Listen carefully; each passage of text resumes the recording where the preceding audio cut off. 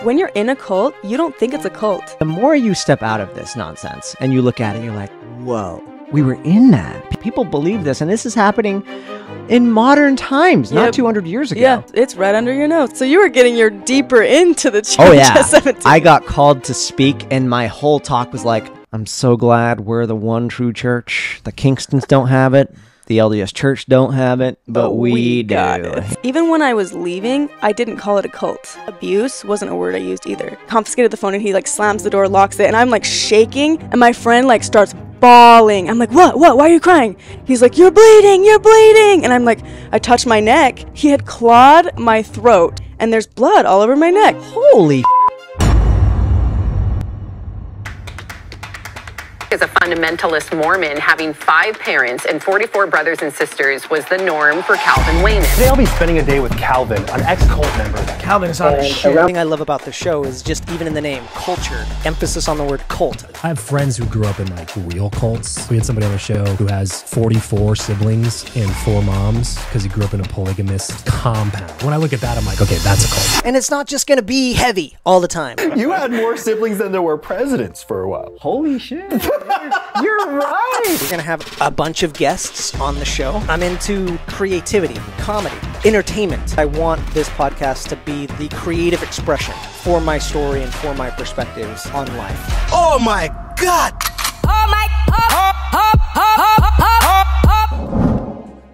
How's the intro going to be? What the fuck is up? I'm Calvin. What the fuck is up? I'm Calvin, and this is Amanda. You know what? This is the intro right here. Yeah? We're in. And what the fuck is up? What the fuck is up? You're going to get demonetized.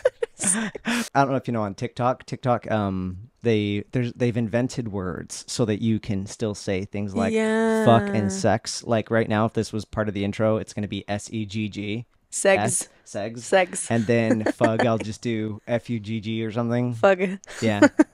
But this is in. Welcome back to my studio. What I love is like I can actually say, let's record in my podcast studio, and I live in an actual studio. And so here we are.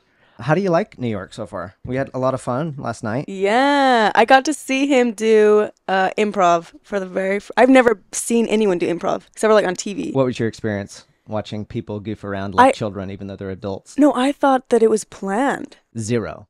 I was like, there's no way that they're just like singing in unison. What is the word? Unison? Yeah. Unanimously. Hold on, there was...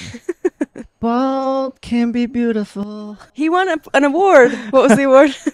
The award, so what you missed, because Amanda showed up late, but for good reasons. Dinner, reservations. So right before you got there, they announced a contest, a challenge. So when they do improv, they give some sort of challenge. And the challenge was called the Earworm Challenge. And it was like somewhere, say some line. That maybe you repeat more than once that is going to make all of us remember it. And it was bald can be beautiful? Yeah. I still have it in my brain. Like I just started going there. But I also have to give props to my buddy Spike because I said the line, but then he added the music. And yeah, once they added the music, it just really like... It's so cool to watch. I feel like explaining it isn't doing it justice. You have to like actually go. But like, yeah, it was really cool to see like on the fly, everyone was just like jumping in. Yeah. The Bald Can Be Beautiful was a good song. Yeah. You should make it a record. So to dive in, we're just going to hang out. Just vibing. Two Plig kids. Yeah, 2 Plig kids. Amanda was on one of the earliest episodes, episode 1 actually, where I share my story. We're going to use this as just, again, a hangout sesh and also just compare and contrast. Yeah. Because that first episode was more me sharing my story. You were kind of co-host. This is more, let's just hang and compare cults. So if you don't know Amanda, she has a YouTube channel, Amanda Ray. Amanda Ray. I was on Escaping Polygamy for 4 seasons. A lot of people, that's where they know me from, if you think I'm familiar. Maybe on both episodes, we should say just a little bit where we both came from, if it's newcomers coming in. So we're not from the same polygamous cult, but our parents did live polygamy in Utah, right? You're from Utah. So I'm from the Kingston clan, the order. It's like the mafia of polygamists. We're the most incest of them all. My dad's married to his sister. And that is saying a lot because the Warren Jeffs cult... It's pretty incest. Yeah, there's like a certain disease or birth defect. What? That is, there's like a birth defect that is so incredibly rare. It happens from a lot of inbreeding of like 80% of the cases worldwide ever recorded are from Warren Jeff. So it's like, I think it's Jessup specifically. Oh my gosh. Like, somebody fact check me and comment in YouTube or whatever. Do you remember how we first connected? Through YouTube. You were you were commenting on my lives and people were telling me to interview you. How did I even know to come to your live? I don't know. We had a mutual fan.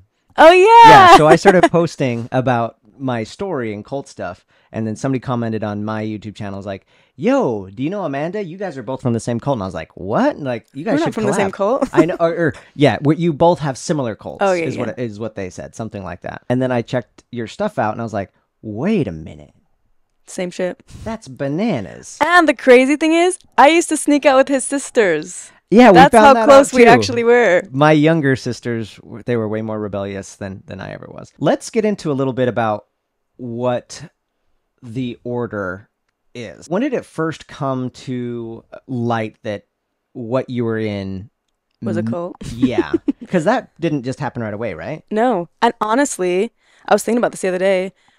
When you're in a cult, you don't think it's a cult. Even when I was leaving, I didn't call it a cult. It was just the way I was raised. And like abuse wasn't a word I used either till I left and I was able to like look at it without the rose-colored glasses. And it was like, oh my gosh, I was abused. I was in a cult. So it was more of like the process of realizing this is not healthy for, because your whole life you're thinking of having kids. That was the 90% of what my brain was thinking about as a 15-year-old, because like that's when all my friends were getting married. I just was realistically thinking, can I really raise kids in this and have my daughter give her away to probably her cousin and tell her that she needs to live polygamy with him and that that's going to be okay. Ah, that's what did it. Yeah. That's what made you start questioning. Mm-hmm. It was literally about my non-existent kids. That's the main reason I left. But also, it's very depressing. I don't know if we want to get into like Let's get into the dark stuff. Okay, How yeah. depressive. So I ran away multiple times. At what age? The first time I was like 13, 14. That was around the time that I was like, I don't think I could live polygamy, because I started to really like this boy. And I was like, and he liked me too. And we were breaking our standards. We were BOSing. And we ran away together. And I was like, realistically, I can't share you with someone. Like, I'd rather go to hell then. Like, I don't want to watch you be with someone else. And he was like, I don't want to do that either. So the reality it's easy to picture, oh, I'll just get married with all my friends when you're young and you don't have the hormones. Uh-huh. I think I could live polygamy if I didn't like the guy. Yeah, great. But then you never experience love and true love. You know what I mean? For me anyways, Yeah. Especially at that time, which is crazy because you're raised your whole life that you know this is what you're going to do. And then when it actually comes down to it, it's like, I can't fucking do that. So it was pretty to be expected in yours as well that you yeah. were going to be a polygamist someday. Yeah. Well, we believed in the 3 wives rule to get into the celestial kingdom. By the way,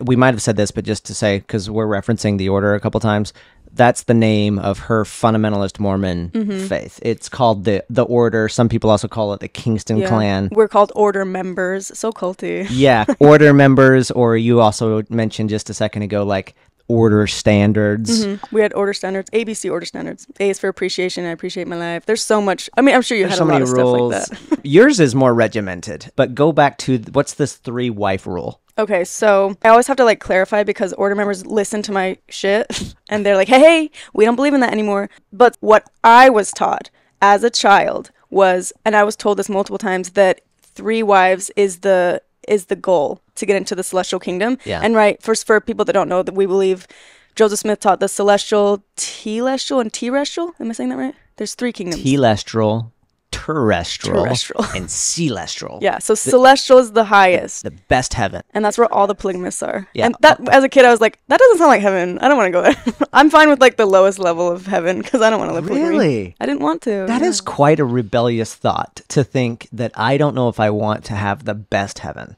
Because it didn't sound fun. It sounded like everyone just has to share their husbands. And like, I know what that's like down here on earth, right? Because they were like, this is the closest thing to heaven on earth. And I'm like, well, this place sucks.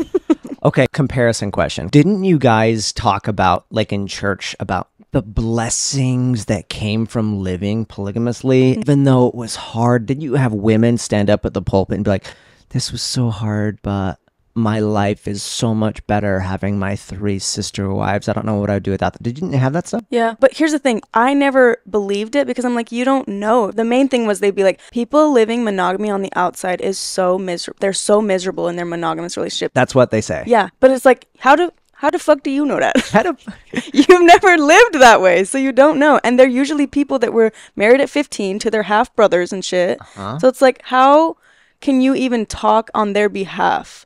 This is all you know. What age are you again when you're having these kind of Profound thoughts. You're at least thinking critically. 15. 15 was the age. What? Because that was when people were getting married. And I had to realistically think, can I get married and have kids right now? Hold up. Time out. People are getting married at 15? A lot of friends were getting betrothed. Even younger people were getting betrothed. I know the Kingston clan had the freaking incestuous stuff, but you guys got married at under 18 years old? Yeah. Have you ever Googled David Kingston? I mean, you don't have to right now, but I can tell you the story. I kind of want to. Keep going. David Kingston, he went to prison for, can I say the R word? I mean, we said a lot of bad words already. Yeah. He went to prison for raping his niece, and I believe she was 15 at the time that they were married, and he was raping her, and the family didn't do anything about it, and to the point where her own dad beat her up and almost left her for dead because she didn't want to be with her uncle. So she ran, and she's like a legend in my group. But this is what really happens, and they're more secretive about it now because David Kingston went to prison for raping his niece. And then Daniel also, so her dad's name is Daniel, who's David's brother. Daniel went to jail for beating his daughter, but they're out now. He only served like 4 years out of the 10 that he was supposed to. And I always reference this because order members will be like, Amanda's a liar. We don't have underage marriages. There's no incest. And I always reference this because this is the evidence we have. You're talking about this article that I have in front of me? Yeah, polygamous girl may have been raped in 91. Let's see. Did you look up David Kingston? Where's his mugshot? You got to edit his mugshot in here. Every opportunity I can edit his mugshot into my videos, I do. David O. Kingston. Yep, the Uncle David O. Kingston has been charged with incest and unlawful sexual conduct with a minor. Yeah, I believe she was 15 at the time. I don't know how old she was when she married him, but I think she was 15 when it happened. Yeah, this is an article from Deseret News, so. Yeah, and so his wives were still getting pregnant while he was in prison. And look at this one. I don't know if this is the same thing, but what the fuck is up with Kingston's? Detectives say they investigated charges that a girl 9 years old had been raped by her uncle. What the shit? Yeah, there's some really messed up shit, and there's more that's going to be coming out on my channel, actually, because there's more than just rape. There's, like, deaths that happen that shouldn't have happened. I don't know if that happens in your group, but, like, because we didn't believe in, like, hospitals and stuff like that, there's some stuff that is, like, really fucked up. Because did you guys have that God is the one that's going to, like, make you well? Like the having the special priesthood powers, or yeah, I mean, they definitely believed in that, and they also believed in this. I don't know how much they still believe in this, but they were like, if bad things happen to you, it's because you're living a sinful life. But then it's like, I would be like, what about David who went to prison? He's suffering because he's a bad boy. And they're like, no, he's suffering for your guys' sins. They didn't tell us why he went to prison. That sounds We were meditating for this man. Like me as a little 10-year-old was like, please help so that Brother David can get out of prison. Meanwhile, he was having sex with a minor. Like, that's bananas. That's the thing, is you can't convince somebody that their leader, like if it's so ingrained that they're actually an asshole. The same thing's happening in the Warren Jeffs cult. Like, there are people to this day that are still praying for his release. And isn't that fucked up? Just because something that you and I like to compare and contrast off air is the psychological things at play. But look at this bullshit. If bad things happen to you, it's because you're a bad person, right? Yep. But if bad things are happening to him, there's all these other things like your own sins, or another one that I've also heard is like, well, that's just the devil or some other outside influence that's keeping people away. There's all that. It circles back. That's something you helped me realize. It all circles back to these men having lack of accountability. Yeah, that's the thing. And that's narcissism. It is narcissism, which Are we going to save that for your podcast where we Yeah, just do I'm like going a to be whole deep asking dive? a lot about narcissism. Well, mainly like your experience and dabbling in because you could have definitely became a narcissist. But it is. It's like, and I had that in the order where women would get shamed and blamed, and I got beat for something that my brother got praised for. What are you talking about? So I'll tell you the story. Yeah. We were watching this movie, and there was a bad scene coming up, and I knew there was a bad scene coming up. And there was Is bad kids. like PG-13? Literally, like, it was Amanda Bynes, okay, in She's the Man, where she like flashes, But it doesn't show anything. Exactly. But Okay. I knew it was like naughty, and there's kids, and that was naughty for our family. So Okay. I didn't know how to like express that it was bad. So I just like turned off the TV in front of everyone. And my mom was really pissed at me for like how disrespectful of you to like, this is my room and you're blah, blah, blah, blah, blah. To turn off the TV? Literally. Yeah. And she just like stood me Interesting. in the corner. I remember her hitting me too. So then years later, my little brother, about the same age, does the same thing. But he did it when we were watching The Bachelor because my mom loved. This is her guilty pleasure. She loved watching The Bachelorette, where it's one girl's and multiple guys. She loved it. No way. Yeah. But then my little brother comes in. He's like, you should not be watching this. And he turns it off and walks out. And I'm like waiting for my mom to beat him. I'm like, go get him. Because this is disrespectful, right? This is your TV. I did the same thing. You beat the shit out of me. So go get him. Is this Eskel? No, it was the one right under him. Okay. No, Esco wouldn't. Esco would be watching that shit with us. He'd be like, what is this? But no, so he turns it off and leaves. And my mom literally is like, he's right. We shouldn't be like and she always would say he's like so righteous. He's such a good boy. And then like be embarrassed and ashamed of me, which is so crazy because we did the same thing. Except What's for with I don't know. So do you you attribute that to the double standards around men and women and male and female, right? Well, I think in every one of these polygamous cults, men are held to this like on this pedestal. Even the sons, her little son, she was like afraid of. It felt like, but then me, I'm just this little harlot, like. But I'm doing the same stuff, and honestly, I did more. I was raising the kids. I was feeding them. I was getting them ready for school. I was like a mom to them, but I was also like, I guess, more. And I'm sure this happened in your group. Girls are like more slut shamed, where the men can get away with more. Dude, my sisters were like pressured because they wore fucking bangs. Like you couldn't wear bangs because that was too sluttish. Like bangs? I'm not even joking. Like I think it came from my grandfather, who was one of the church leaders, and then it trickled down to my dad. But literally, there were I heard words in my upbringing like, harlots did that. That's how they knew. That was how they signified that they were a whore. Is they wore bangs, and so you need to put your hair up. And it's like the more you step out of this nonsense and you look at it, you're like, whoa, we were in that. People are still in that. People believe this, and this is happening in modern times, not 200 years ago. Yeah, it's right under your nose. And there's another. It's again. Circling back to the men not being held accountable. So let's blame the women for their bangs and their harlotness and not look at the real problem here. Just because you're not looking at the problem, though, doesn't mean there's not a problem. It just makes the problem worse.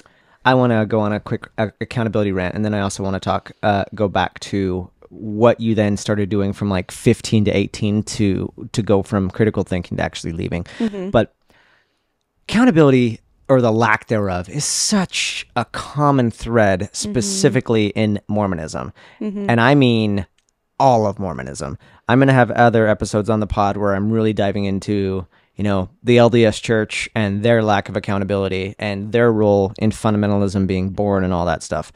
But I just wanted to see how much this showed up in yours, because literally every single split in my upbringing. So there's so many different fundamentalist split-offs, and it's always blamed on someone that is not the men, that is not the church leaders. And so my church, the Work of Jesus Christ, that I was born into, and Warren Jeffs, infamously known as the FLDS, was the same church when I was young, or not when I was young, when in my dad's generation. And then when I'm born, it splits into two churches. But the story as to why it split, like there was a leadership dispute. There was two factions within the leadership. One was like Leroy Johnson, who was the leader at this time, who was also, and his right-hand person was Rulon Jeffs. People may know that name because it's Warren's dad, right? Leroy Johnson was like, there's only one man that has all the power. That's like the prophet. Yeah. But then there was a couple other men that were like, actually, it should be a council. Yeah. And then Leroy Johnson basically is like, nope, I'm the one in charge, and he kicks them off. Now, I don't even know why it's such a big deal in my upbringing that we couldn't talk about, like, Leroy Johnson kicked this off.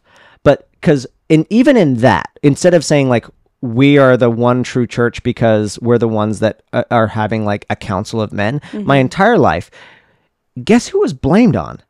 Who? The congregation, for some reason. Like, What? zero accountability on Leroy Johnson or on the founders of the work, which is Alma Timpson and J.M. Hammond, if you want to Google or Wikipedia any of It's this. because they can't do any wrong. Yeah, it was almost like you can't say that Leroy Johnson, who is Leroy Johnson is who gave these other men their position. And I guess it's part of that where if you were to say that he did something wrong, then it also invalidates them. Yep. And so my entire life, I just heard blaming of other people, of the congregation, and scriptures being quoted that if you're not perfectly obedient and you don't do what your leaders tell you, then God will someday curse you with a delusion and give you what you want. Like it was the worst. It was talked about as such a. I'm now bringing up old shit that I have forgotten about. But one of the old shits is like, it was shameful to get what you want. If you're not obedient, then God's going to ultimately get you what you want. And it was always blamed, to tie this back to the accountability thing, it was blamed on the people, the congregation, that they weren't obedient enough. And so God gave some of them what they wanted. Some of them wanted to worship just one man. So he's like, okay, even though that's an incorrect principle, I'm going to give you this one man. And to even prove, this is what my church said, to even prove that it was wrong, look what ultimately happened with Warren Jeffs. Yep. And so then it's like, anyway, back to the whole thing. It does indeed piss me off, the lack of accountability for the men in leadership positions. And then I'm curious to hear if you guys had any rules against criticizing the leadership. What's the name? No questioning. Don't question. You did have that. Yeah, I would question all the time because I'd be like, what about this Bible verse that says don't lay with your sister, and Brother Paul's laying with his sisters, and they're like, don't question, it's like questioning God, and that's the greatest sin. And I'm like, what the fuck? I'm just supposed to know? Yeah, like, how are you supposed to know without questioning? I've showed you the John Timpson clip. Yes, we do have a little sound bite of that in your episode. Maybe we'll have to link that. Yeah, because that's a perfect clip of what I was raised. So John Timpson, who's the leader of the work right now, is basically, it was taught that one of the worst sins you could ever commit is almost just insinuating criticism. So questioning. And holding him accountable. Exactly. Yeah. How fucked. And so there's this like clip of him being like, for you to even sit in the presence of an anti-priesthood speaker is risking your very soul. That's what's insane, though, is like we both believe the basically same things, but your preacher scares the hell out of me, and mine is like so apparently like meek and like people. So I have a whole post on my YouTube if you guys want to see my leader talk, and then we'll have to link your leader down below to do the comparison. His is like scary and then like pounds the pulpit. Mine is like he's so like meek, and everyone that commented was like, the comments on the video is so funny because they're like, I was picturing like a charismatic dude. This dude sounds like the guy that's like stalling for the real speaker because he's just like bouncing around on his. That's an interesting point because Warren was. Have you ever heard Warren speak? No, well, you haven't? Not in a sermon, but I've heard like people recording him like doing weird shit. But I did want to mention, since we were talking about though I just briefly touch on this because we were talking about this just now. Isn't it crazy that it's like it's like you're supposed to love the pain in the group, like just like that you felt guilt and shame for getting what you want. So it's like your whole life you're supposed to be basically miserable, or else you're not really living for God. But then it's like, why are you working so hard to be with a God that wants you to be miserable? That sounds like Satan. You're a Satanist. It's horrible. Satanist. Nobody can see this, but I'm just showing this to Amanda. Check this out. I have access to like literally every single sermon What that the hell? Warren has ever done. How did you get this? Somebody gave it to me a while back. Let's see if this is Warren. See if we can hear. A silence and a kindness Oh my God. is so much better than condemning one another. Silence and Clothe yourselves what with the bond of charity, as with a mantle, which is the bond of perfectness and peace. Just yeah, it's so creepy. It's so creepy to me. Perfectness and peace. Like, What the like hell? it is interesting to see that there's differences between like your like preacher. brother Paul is that. Warren is so sing-songy and so You know what's flowy. similar though with Warren and Paul? You can tell that they were given the cult because they could not recruit. They could not start a cult themselves. They were given it to them. Go off on that, because I think a lot of people don't realize that Warren Jeffs did not start his cult. Brother Paul did not start the cult. So why don't you That's the talk a little issue more about that? with a lot of, sorry, I'm like pointing to the outsiders. You guys. That's the issue is a lot of people think, and I've had this so many times, this question, I wonder if you've had this, why did you even believe in that? Were you guys on drugs? Like, why the hell? Like, I would never believe in that.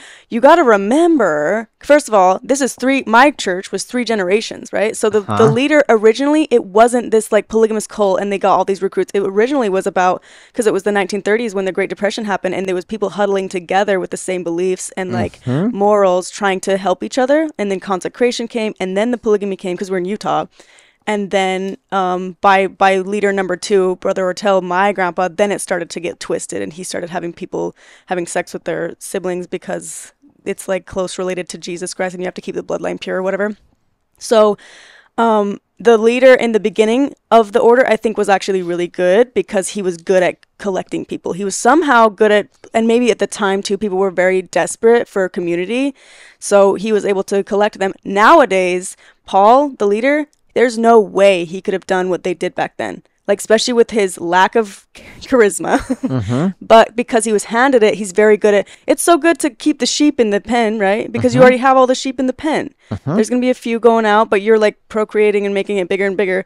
That's all he has to do is he just has to keep those few still there and procreating and believing in what they already believed in. And I was born and raised in it. So the people that are like, why did you believe in that? Were you on drugs? I was born and raised in it. I didn't know anything else. I was a sheep in the pen. I didn't know there was an outside of the pen, right? Dude, and the other thing too is you still were able to have some sort of critical thoughts. I did not have that until at least a decade beyond your age. Really? Yeah, in my 20s. So, there's still a pin in that. We're going to go back to that. But now that you just mentioned how Brother Paul inherited, I think it might be helpful to know how Warren Jeffs inherited the FLDS. Going back to how the split happened, Leroy Johnson, who's the leader at the time, basically kicks off 2 council members, leadership members of the church. And so now it's just basically him and Rulon Jeffs left, which is Warren Jeffs' dad. And my founders, Alma Timpson, that actually is the father to John Timpson, who is the leader of the work now, they go off. They basically just go 5 minutes down the road from Colorado City in a little town called Centennial Park. It's hard to find, but you can Wikipedia it. And that's where the church is headquartered. But Warren Jeffs was so freaking slick, was so slick and sneaky on how he got in there. I heard that there's like rumors that Warren actually like killed his dad and got the leadership quicker that way because he was the only one that was in the room with him when he died or something like that. I don't know about that. But he's a little snaky snake. Yeah, let's talk. Like, I'm going to share how sneaky he is. So, Of course, Leroy Johnson dies eventually. And so now, who's in charge? Rulon Jeffs, Warren's dad.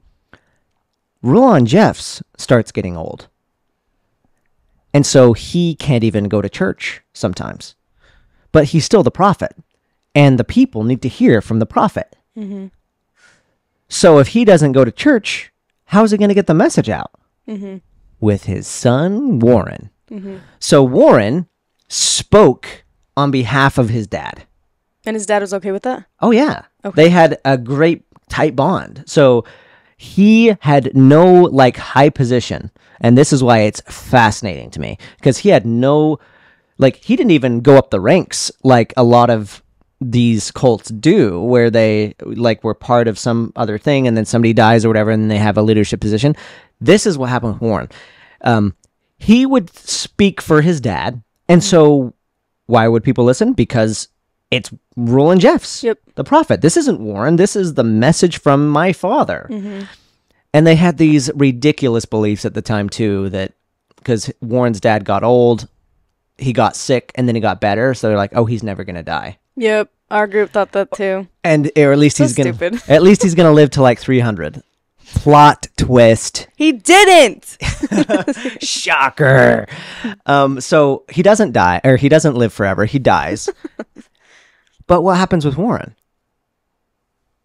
He still continues speaking for his father for a while, because we believe in the afterlife. And so the way Warren, you can go look at the fucking sermons. Warren would always talk about, like, my father is still here. He's just no longer in the room. He's just in the other room. And so that's basically how it's on the other side of the veil. And so he, after his dad died, continued to speak for his father. Who the fuck is going to challenge that? Right. Because the other church leaders, if they challenge him, they feel like that they're challenging the actual prophet. Right. And so then he does that, and then eventually he says, my father told me when he was passing that I would carry it on. And so then he started telling that story, and nobody was there to confirm or deny. I think he invented some story like, somebody else, Brother Fred, or somebody else was there. Brother Fred. And he's like, yep, Warren, you will carry on my name and my work. And by the way, this is so how Warren talks. My father told me to tell you, you have to marry me now. Didn't he marry a bunch of his father's wives? Totally. Dude. He's like, I am my father, basically. So how, like, going back to how did Warren do all this? Well, for several generations of people were taught to, like, freaking surrender everything to, like, this leadership. And you could almost make an argument that Leroy Johnson was a pretty good leader. You could even make some argument that Roland Jeffs wasn't bad. Compared to Warren, yeah. Compared to Warren, especially. So my point is, back to the question of, like, how could anybody believe this? When it's all you fucking know, and it's been, like, beat into you in some cases, but you're disconnected from the outside world.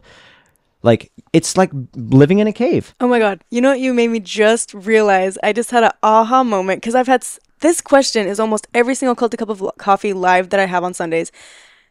At least one person will ask this question of, or even on my Patreon, they'll be like, why do you think you left? Because there's only 2% leave. Only 2% of these cult members will leave. So curious your answer to this. Oh, I just am having an aha moment. Okay. Do you think that the brainwashing of generations creates more sheepish people? Oh, yeah. Oh my God, I never thought of that. Totally. Because my mom wasn't born in it. She was actually brought into it. Oh, really? And she was more of a free thinker. And then that gets passed on to the kids, right? But if you think of someone who their generations is all the way back to 1935 when the order started, oh my God, those ones are more likely to stay. Dude. Yeah, it's like a gravitational pull to this is what it's one of the reasons I wanted to get out of Utah and live in New York City, because it's so different. Yep. And my family's been in the same spot for 4 generations. And so so you're the 4th generation of cult like grandparents, great grandparents. Wow, so you really are like a miracle story then. It's like very freaking How rare. did that happen? I mean, let's go back to episode 1 where I talk about it. With the thing that I don't know, I know how it happened in terms of, like, going to college and questioning and being the first and only kid to go to college. But the thing I don't get is why out of the 45 of us, of my 44 siblings, what had the certain DNA that made me more of a critical questioner. thinker. Yeah. Which, let's go back to you started questioning because 15. I think I was more forced to question than you because I actually had to think of sharing my spouse, which is very traumatic.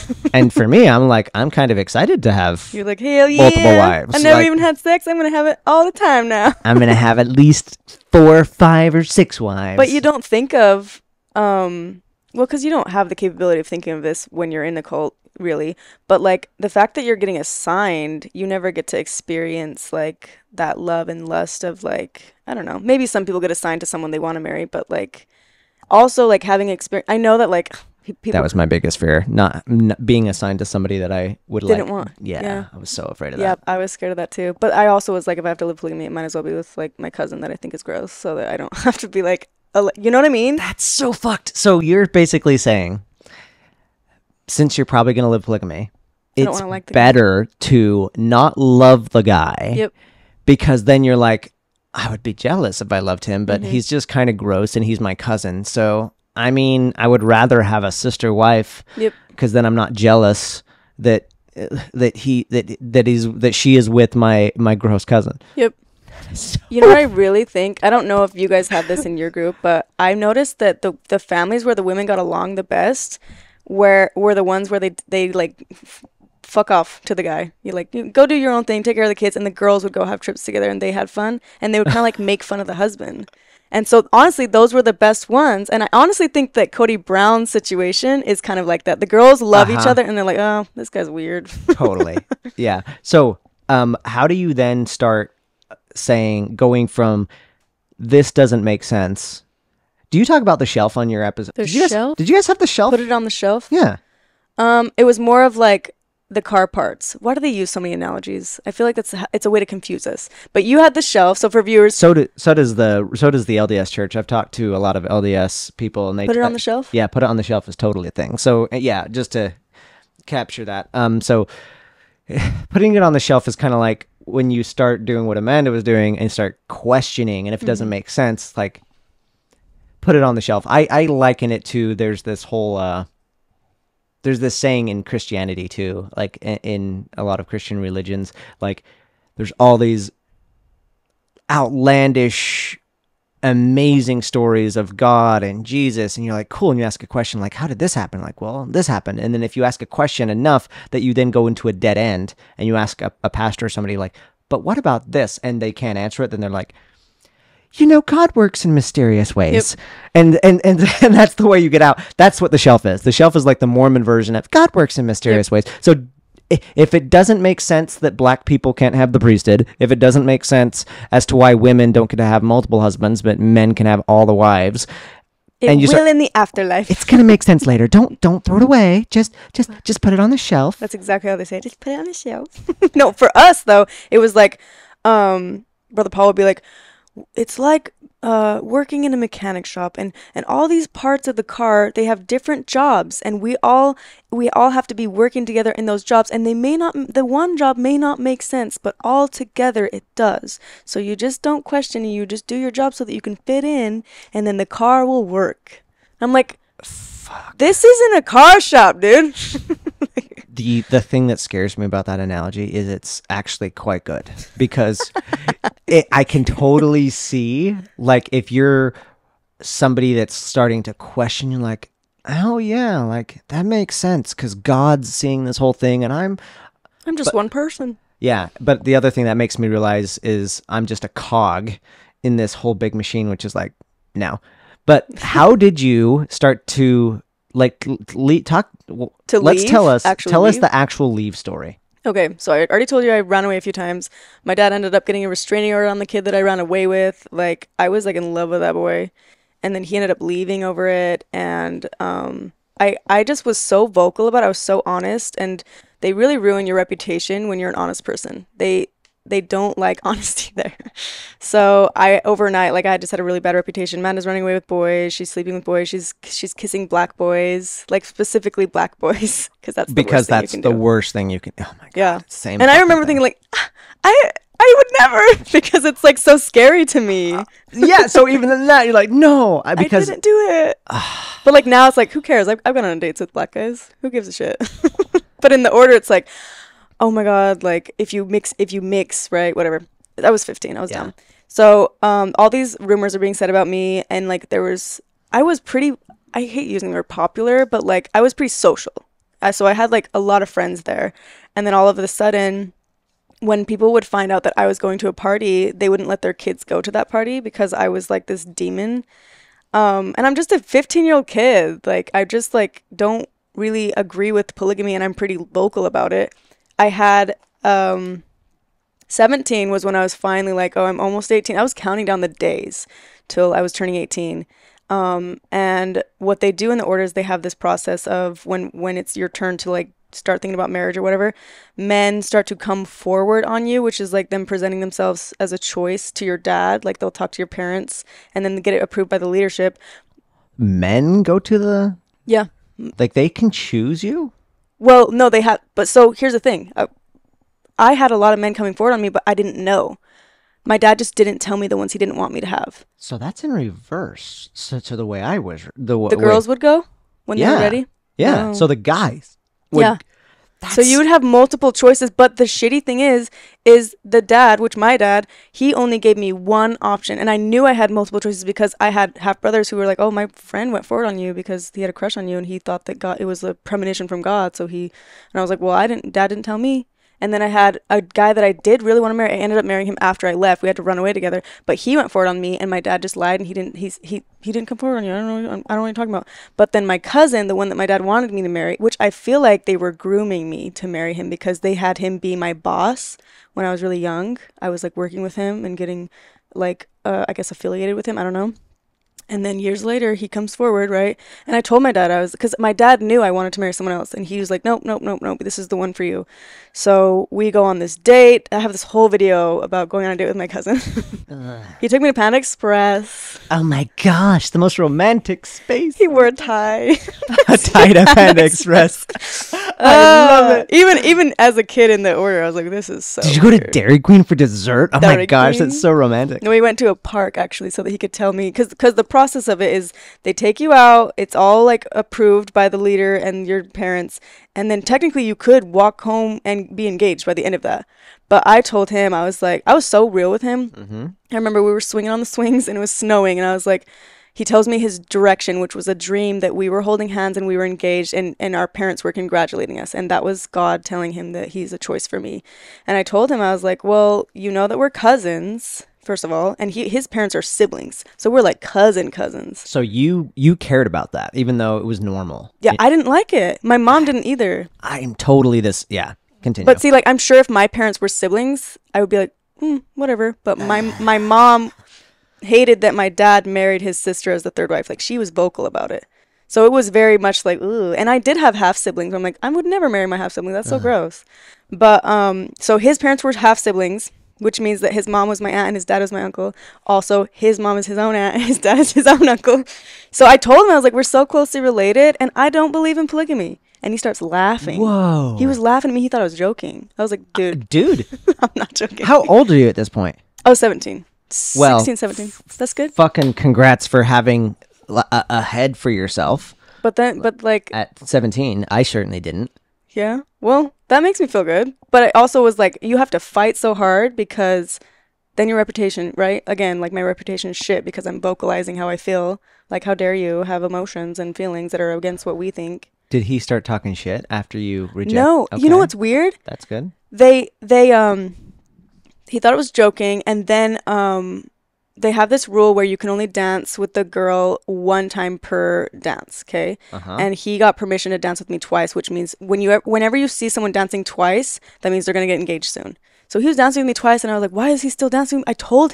I told him, you're my cousin. Like, get out of here.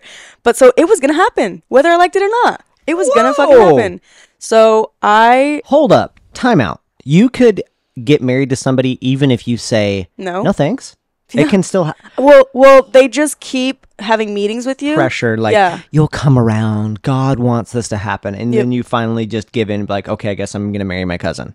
I was tricked into a meeting with Paul. And then I ran. Like, I don't know. I think I was just, I think my dad got so stressed out because I was too much of a fighter that when I finally left right before I turned 18, he finally was like, let her go. Because I was too much of a, because I was going to bring people out with me. Like, my siblings followed me. And like, a lot of people looked up to me. So I feel like he was like, let her go. Goddamn. Like, she's ruining all of our reputation. Because the day I left, fucking fire, man. My mom always was like, I always think back to that day. She's like, why do you gotta go out with a bang? That's what she said. Everything you do, Amanda, is you have to just go out with a bang. I'm like, Fuck yeah, Mom.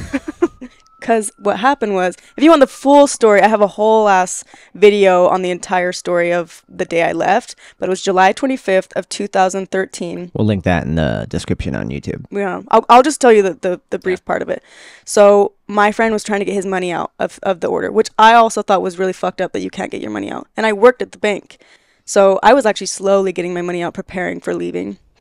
And my friend, he calls me and he's like, I have like 50 grand in the bank and I don't know what I'm going to do. Like, I want to leave and I need my money and they're not giving it to me. And so we get together and we're like devising this plan. And he came up with a plan and it was genius in my mind because I'm 17, right? He's like, you go in there because they know you. They have to buzz you in the back. So they'll buzz you in the back because you were working there. So they'll think nothing of it. You take pictures of the underage kids working there. There's like minors, there's babies. Like, they shouldn't be working there. It's like child labor laws are being broken right now. Take pictures of that and then we'll use it as blackmail. Like, give me my money or I'll show these pictures. But it went south because I guess I was pretty obvious, but I was like, beep, beep, beep. And everyone's like staring at me taking pictures. The leader's brother, his name's Jason. He's This is Brother Paul's brother. Yeah. So Brother Paul's youngest brother. And this is where I fucked up. I realized I had this moment where I was like, oh my God, this might be the last time I ever see any of these people. So I was like, I'm going to go say bye to my friend. I went over to my friend and she was working in this other room. She had a kid. She got married at like 15. And I was just kind of like, it was to be my last goodbye, but she wouldn't know. And I was just kind of like asking her how she's doing. And like, I was feeling it. I was like, this is sad. This might be the last time I ever see this girl. She has no idea this is the last time she can see me.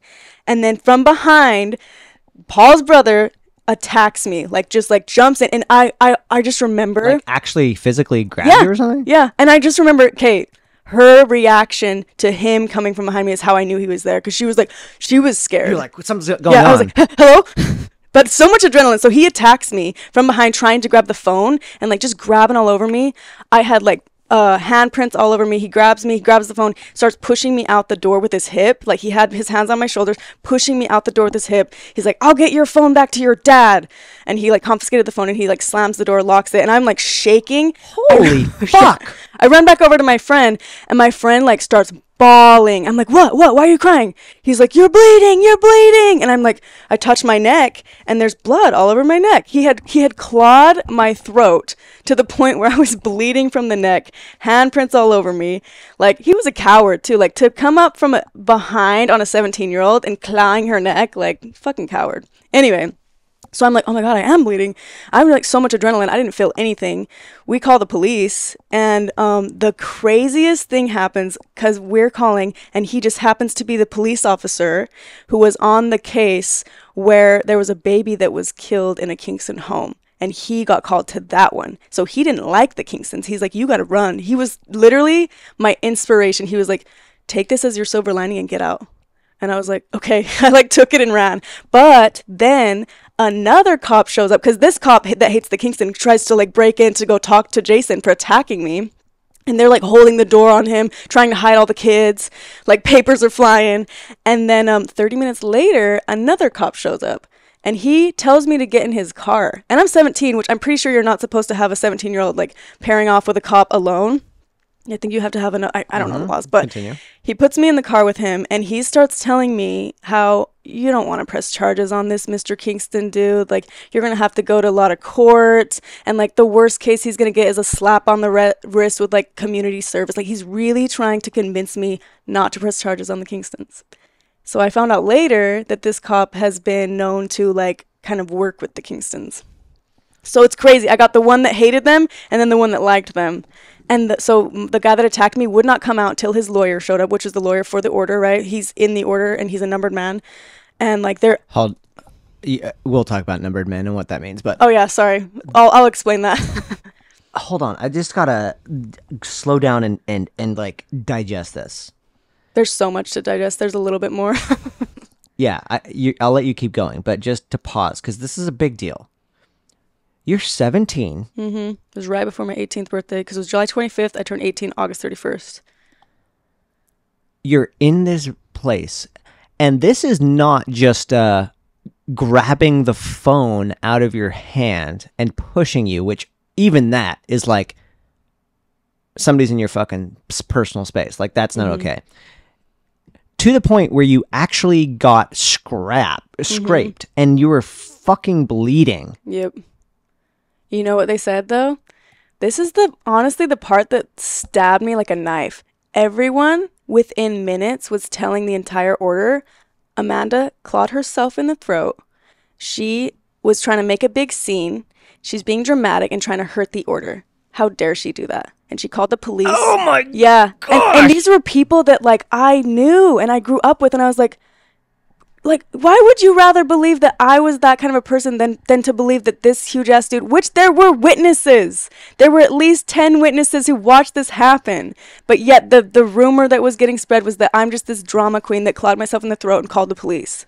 Like, what the hell?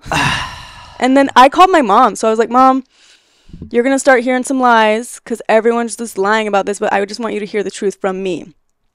They're claiming that they have camera footage of this, but the case is if they had camera footage of me clawing my own throat, they would have showed that to the cops, and Jason wouldn't be getting arrested right now, okay? But so my mom believed me. And then that's when she was like, why do you always gotta go out with a bang, Amanda? I'm like, he clawed me in the throat. What are you talking about? But so then she convinces me to go over to the house, and my dad's there. I was like, why is he here? My dad's yelling at me, telling me that I need to apologize to the man that attacked me. Yeah. And I was like, I'm out. I am not an order member anymore. Like, fuck you. That was it. Yeah. Well, I had wanted to leave for so long, and I had like kind of moved my stuff out, but I think they thought that I was coming back, but I was like, I'm never coming back. And that was kind of like the glue that sealed the door shut. And I'm glad it happened. But at the time, I was like, this is ruining my life. Like, everybody thinks that I'm just this crazy bitch that just clawed myself in the neck. Like, I should be in a psych ward. But in reality, it was so good for me to see like, this really is a shit show. And like, if I stay in it, I'm a part of the shit show. And I'm willingly now a part of the shit show. So I didn't beg to come back. I never wanted to go back after that. But I lost everything overnight. Like, so fast. Like, that friend that watched me get clawed in the neck, all of a sudden she was like not talking to me as much. They were monitoring her phone to make sure that I could not send, because I was asking her to describe what she saw so that I could have more evidence, but she was on their side, you know. That is so fucked. Yep. But in reality, every time I look back to that memory, I'm like, I'm so glad I left. I'm so glad that I didn't have kids there. And like, I'm sure you have this thought too, like, the life you have now compared to what the life you would have if you stayed. Yeah. So much better now. Yeah, isn't that kind of a strange thing to think about? Which is like, that obviously is such a shitty thing that happened, but there's something about it that's like, that makes it pretty clear. Yep. Well, this isn't God's kingdom. And if it is, fuck it. Fuck it. Yeah. Yeah, that's... Yeah, because... Mine wasn't as dramatic as an exit, and in a strange way, that's what made it harder to leave. Yeah. Because you just don't know. But the thing I relate to you on with that whole story is people then, what it feels like, then turning on you. Yeah, it Your hurts. closest friends and family, because it's like, wait a minute, didn't we live together? Didn't we go to school together? Didn't we like have all this good time? What the fuck? That was one of the most confusing things ever when I left, is feeling that complete isolation. And I think I understand a little bit more now. And it's because what we did when we left is we, in a strange way, threatened their entire reality.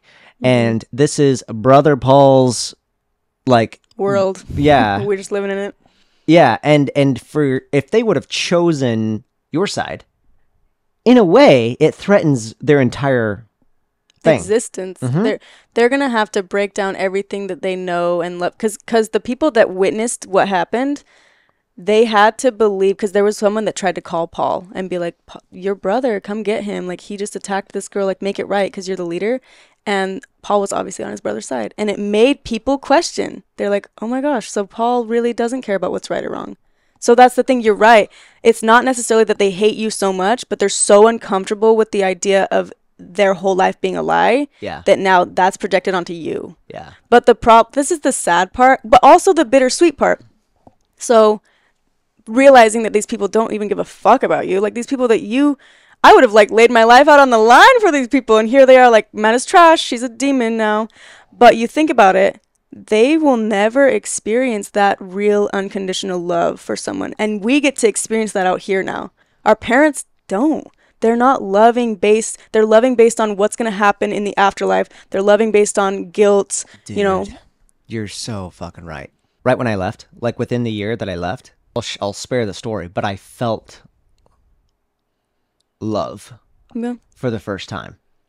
But it's like you don't know what you're missing till you finally go experience it. When I felt that, I was like, whoa. This is what it's like. Everything that I thought was love wasn't.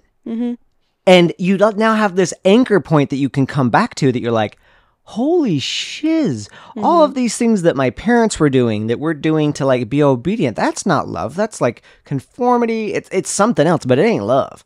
And you're so spot on. There's so many things that you can't explain even to yourself. Like you had to experience it to realize, okay, this is way different. And I would have never in a million years been able to even taste this or feel this being inside of it. To shift gears just a little bit, I want to talk about just some of the stupid, because we've kind of danced around it, but just stupid beliefs that there's so many. That I'll start and then see if you can come up with one. This is one that I think is really fucking dumb. It's all of Mormonism for the most part. From what I've heard of this in LDS people, from mine, certainly yours, and you made me think of it when you talked about the mixing races. So I'll let you tackle that one if you want to in a little bit. But one of the things that is so dumb in Mormon teaching is this whole idea of you can't go backward. Like you can't. You're judged based on what you're given, and so. What do you mean you can't go backward? Like everything's permanent? No, what I mean is like. You're going to be held to a higher standard because you're an order member from the outside world, right? So did you ever think, I wish that I was never born in this so I could be dumb? Totally. I totally did. I was jealous over my neighbor, Eric, because he was not part of the religion, and so he could do what he wanted. He could go hang out with his friends. He could... And he wouldn't be held to that standard and be reprimanded on the level you would because you have the knowledge. Exactly. This was one of the reasons it was so fucking difficult for me to leave. Because look at all these billions of people that aren't in it. Well, they're not, like, they never had the chance to hear the truth. So this is why you can, like, maybe even have regular Gentile girls in San Diego wearing bikinis, but why... my sisters couldn't, because they didn't know any better. And what I was taught was the one sin I could not repent of that was worse than murder or rape was leaving. Because leaving is knowing the truth and still throwing it away. Literally. So you had that. So knowing the truth and throwing it away, like the way it was worded was like God revealed the truth to you with the Spirit of the Holy Ghost or something. And if you had a testimony of like, this is the one true place, and you leave, you are flipping off God. It's like the worst gift. Like God gave you this amazing gift and you're just like throwing it in the trash. How dare you? So that's a dumb one. And just, it's just interesting because you're having all this craziness happening at 17. You know what I was doing at 17? At 17, I spoke in church for the first time. So you were getting your deeper into the church at 17. I got called to speak, and my whole talk was like, I'm so glad we're the one true church. The Kingstons don't have it. The LDS Church don't have it, but we do. got it. Yeah, we got it. Yeah. And I actually had an accent. I should play you my.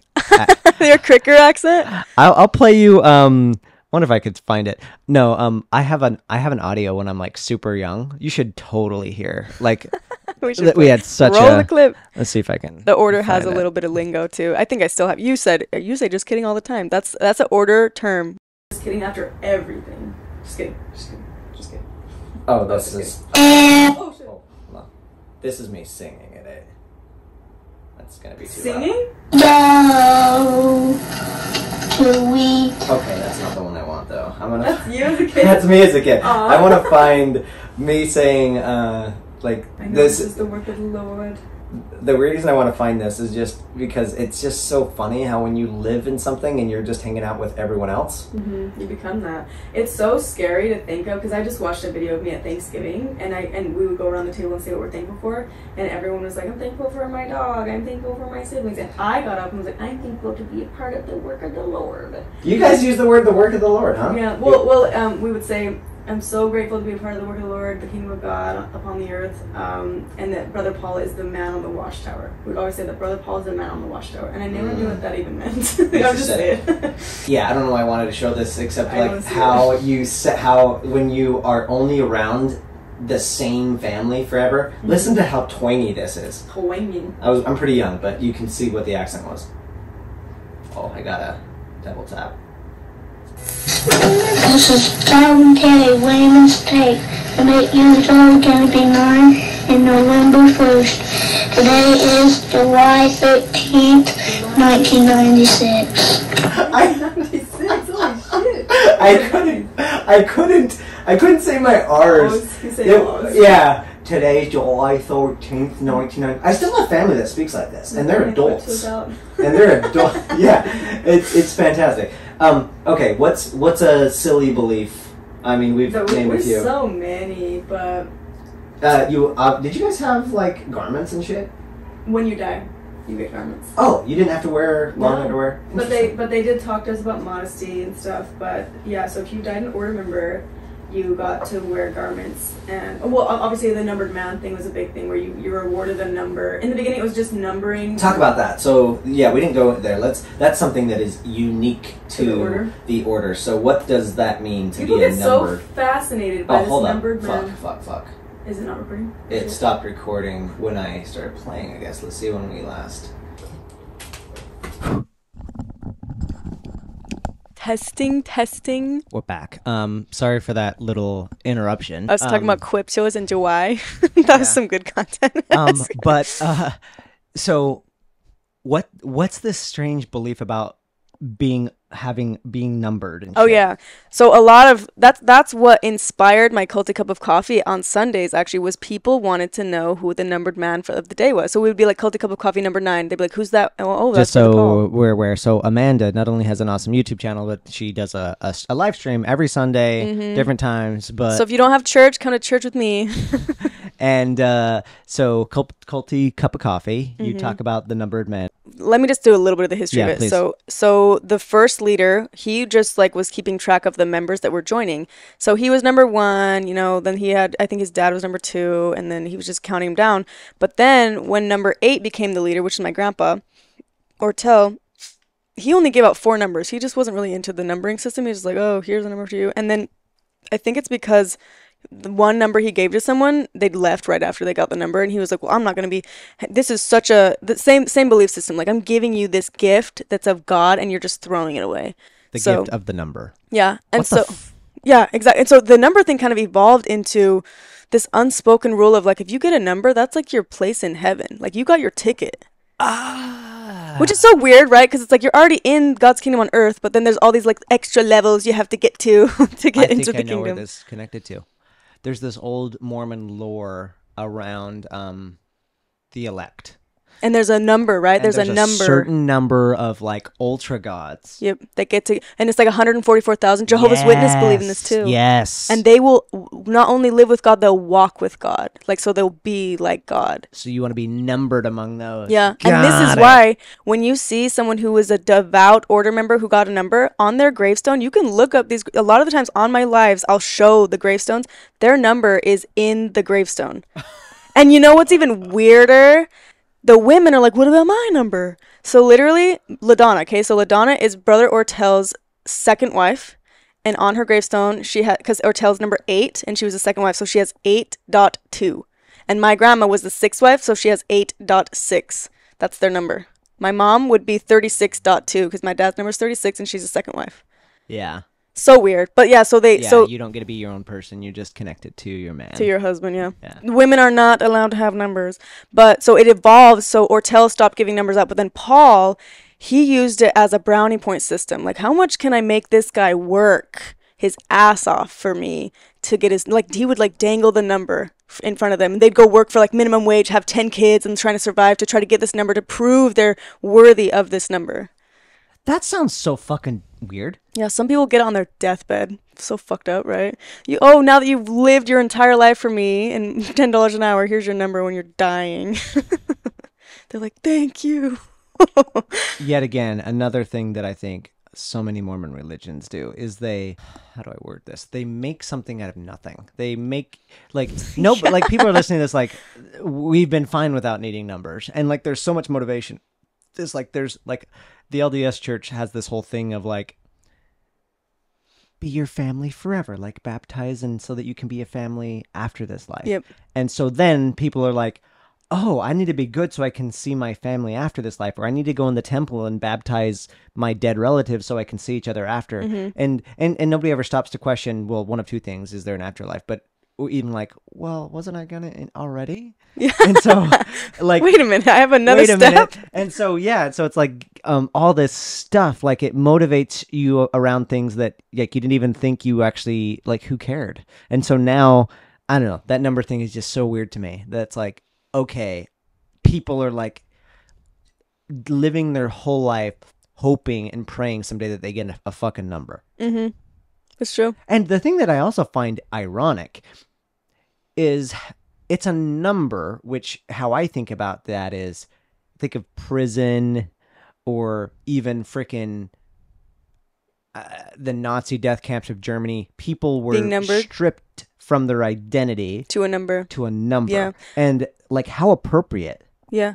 Well, also, I do feel like there was multiple purposes of the number because we did have that number for our bank accounts. So the bank accounts had to be not traced, right, by the government, so that there's no way for the government to know that we have this whole ass banking system and all this money going in. So like my number was 60351A, that was my card number, but my dad had a CO36 account, and that was his number because he's number 36. So these numbered men would have these like CO accounts with their number on them. So that's how they would, I think, kind of keep track of us, was by our number. So it is kind of like dehumanizing a little bit.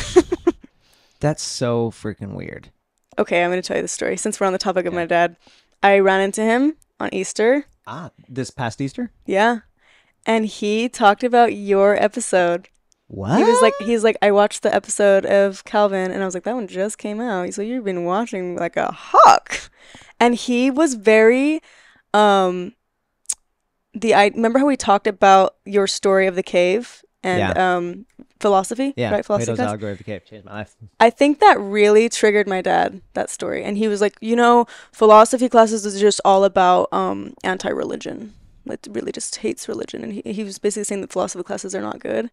I think that you triggered him, though, because it's coming from a man, which is why I was so excited to have you on my podcast, because I was like, men don't like to listen to me because I'm a woman and I'm so stupid. But then when a man says exactly what I'm saying, they're like, oh, it makes them think. It's like, what? So I think you got his like gears moving in his head. That's wild. So he basically, it touched it, like it impacted him enough that he then just had to kind of like dismiss it and be like, yeah, but it was just a philosophy class, and philosophy classes are anti-religion, which isn't fucking true. Mm-hmm. Like, in fact, philosophy is just like free thinking, right? It's like let's think about why we think. Yeah, it's like literally the word means something like the love of knowledge. Let's see what philosophy means. Let's just define it right now. And if anything, the study of the fundamental nature of knowledge, reality, and existence, especially when considered a discipline. Yeah, it's basically like critical thinking. It's not even that. Critical thinking is. I feel like we are thinking critically, though. We are in philosophy. Okay, quite literally, the term philosophy means love of wisdom. Wow. So my dad's anti-wisdom. Yeah, because to me... Are we still recording? Yeah. Okay. If you love... Even if you are religious... Even if you're religious... You want to love wisdom. Right. Your dad just sounds incredibly dogmatic because it's like... dogma like is like just this is the way that it is. But philosophy is...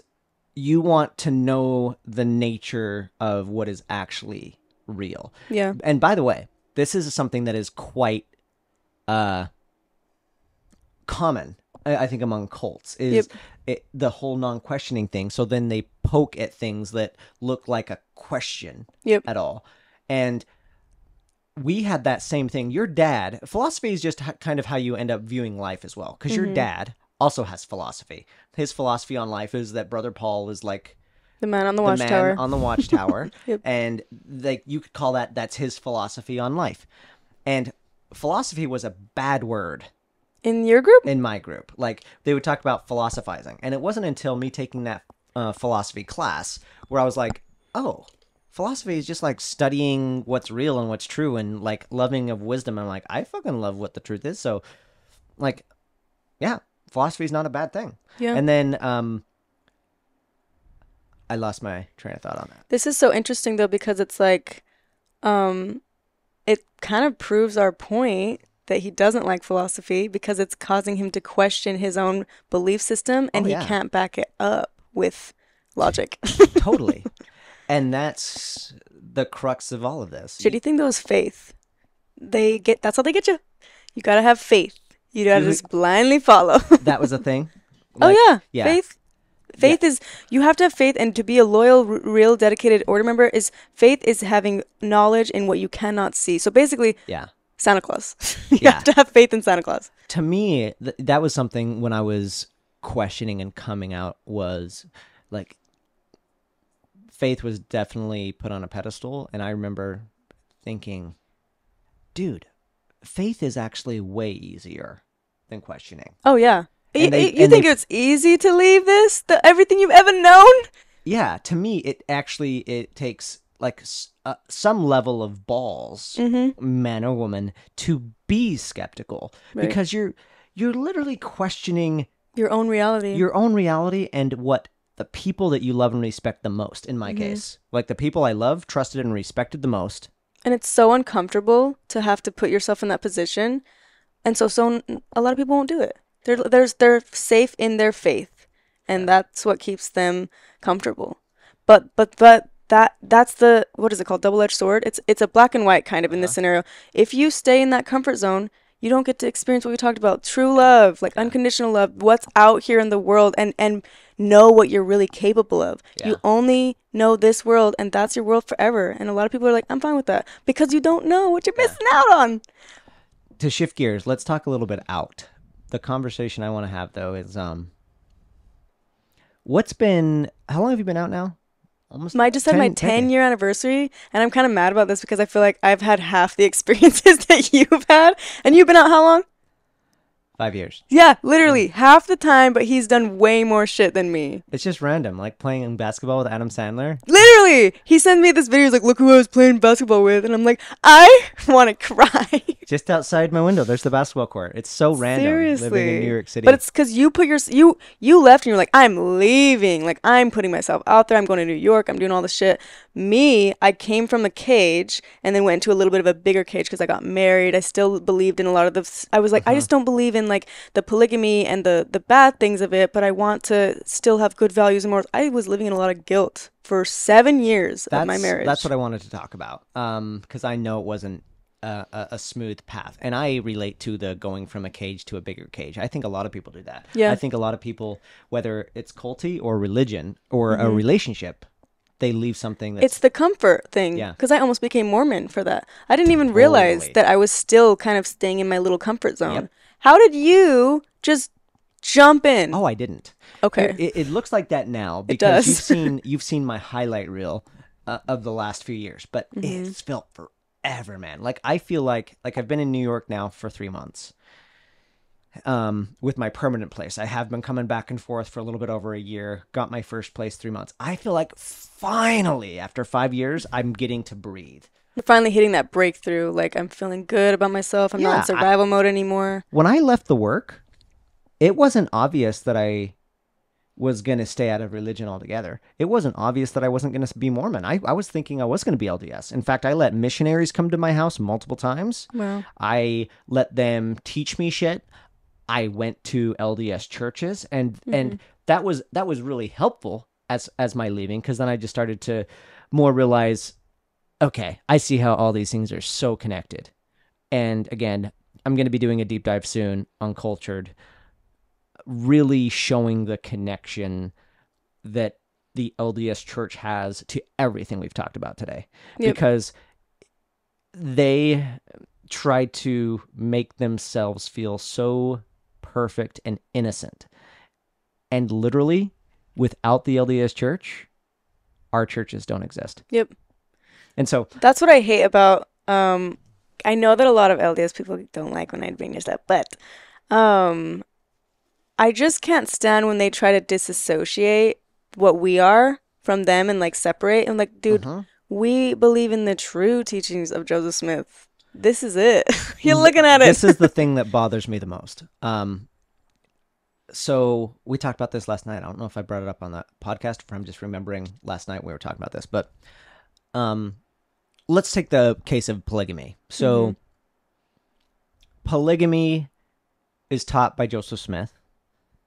It's taught by Brigham Young, the early founders. And it was taught, as you mentioned earlier, to get to the highest heaven.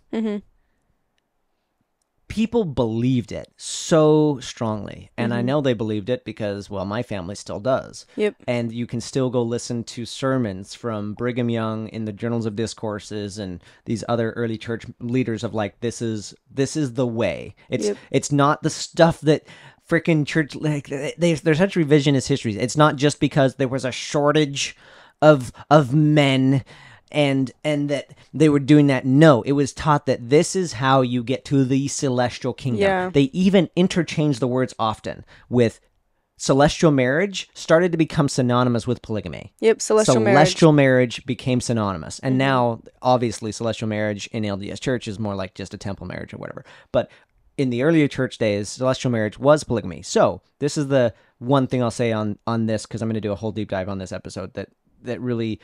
where there's this connection that people, and I honestly think even well-meaning people that actually are just trying to do the right thing, and they actually love their Mormon church, their LDS church, because of all the benefits that it has, they don't even know some of these things because it's not talked about openly, and it's not clear history.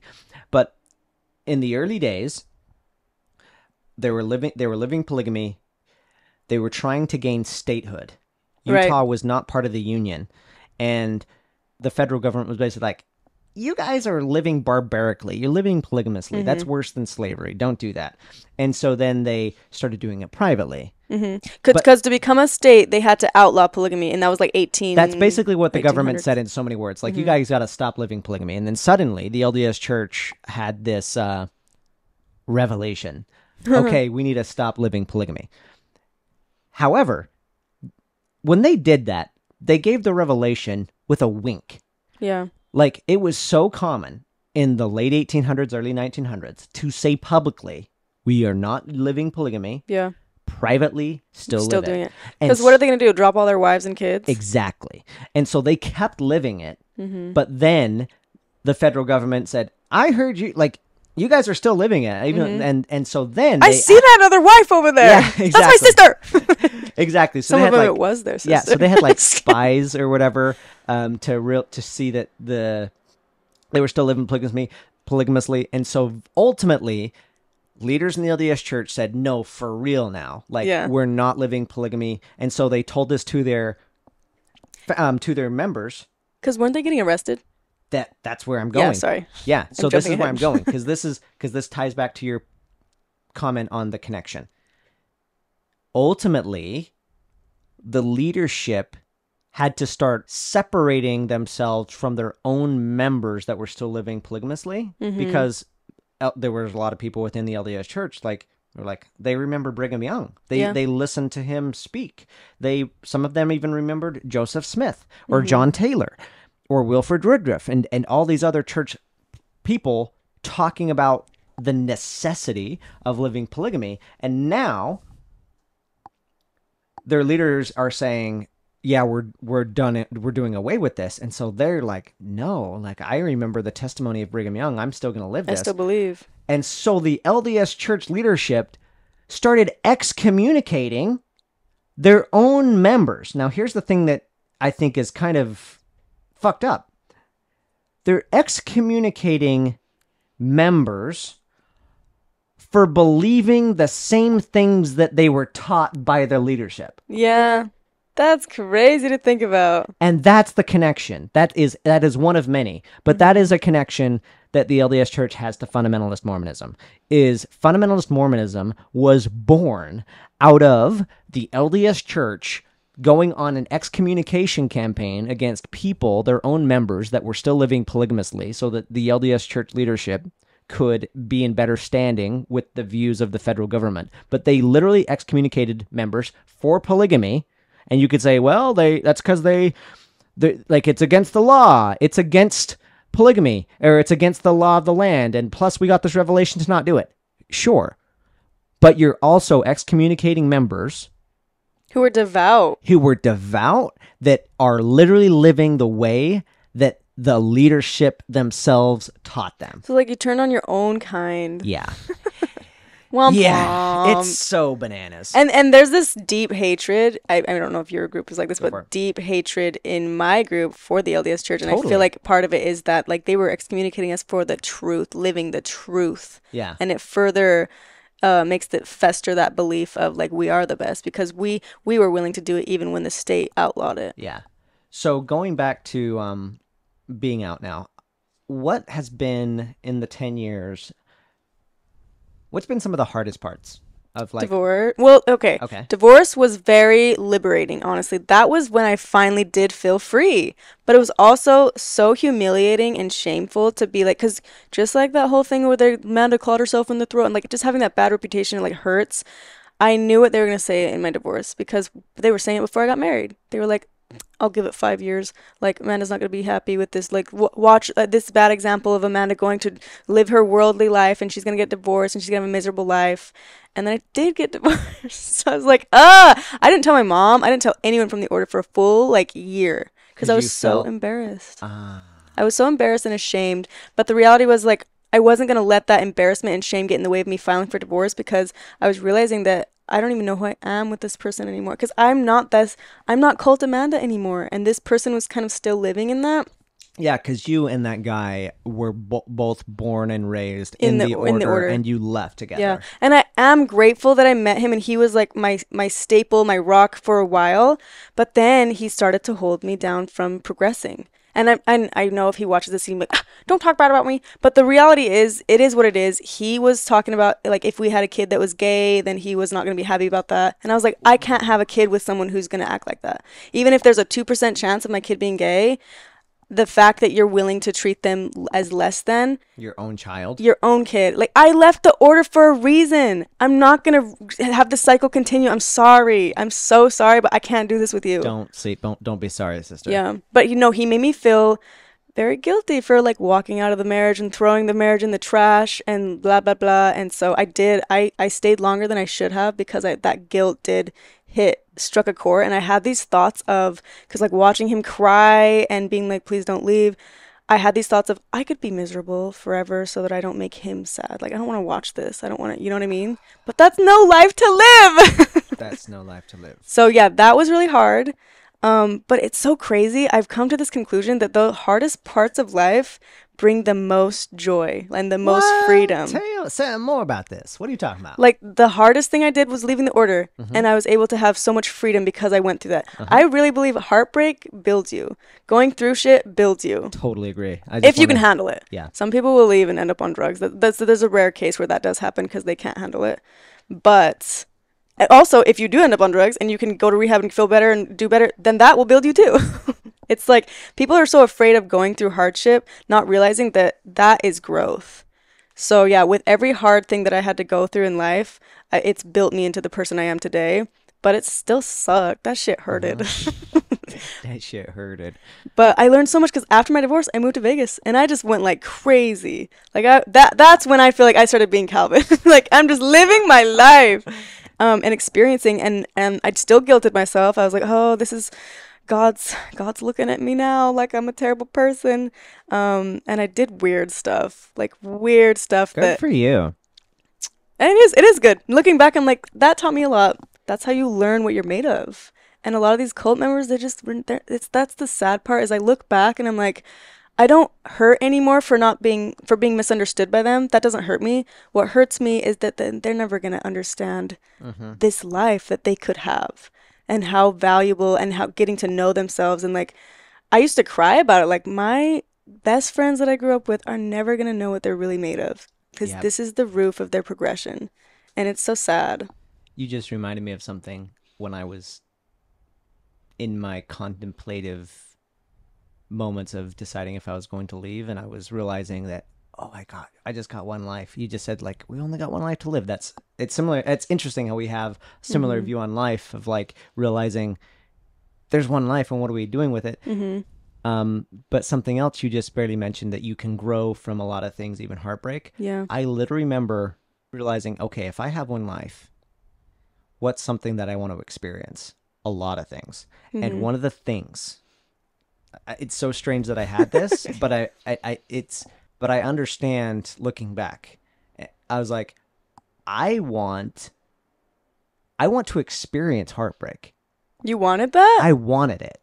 Really? I wanted to, because there's all of these songs and music. You're like, I can't even relate to this shit. Literally. I was like, what is that like? Wow. I was so curious to be like, what about this wrecks someone? And there's so many songs, like, buddy. I've gotten myself in, I've put my heart in precarious situations, and I have felt heartbreak, genuine heartbreak, and I'm glad I've experienced it. Yep. It's been the hardest fucking thing, but there's just something about it that I think heartbreak has helped me. It has smoothed me out in a way. It has made me less sharp around the edges. But I also feel like, I don't know why how it's connected, but it feels like I love deeper. Yes. And that's something that I want to bring up now. That, I think, can make you more of an empath. Going through these things makes you want to understand people more, understand why people do what they do. And so if you don't experience all that stuff, that makes so much sense that people in the cult can be like so one-track minded and so like zombie-like. Yeah. Because they're not capable of what's not that we're like these super beings or anything, but because we were willing to go through all that heartbreak and be emotional and put ourselves in these vulnerable places and get hurt, we're able to feel deeper. We're able to actually experience, whereas theirs is so like vanilla. It's like a vanilla life. Yeah, it was one of the things that were obviously different views on life with my ex in the religion. Yeah, was that heartbreak? Going through the divorce with her? Yeah, there was definitely some heartbreak in that. Yeah. But also, our divorce was not a typical divorce. It was like, we consciously uncoupled because we had just completely different views on life, and I wanted her to be happy. She wanted me to be happy.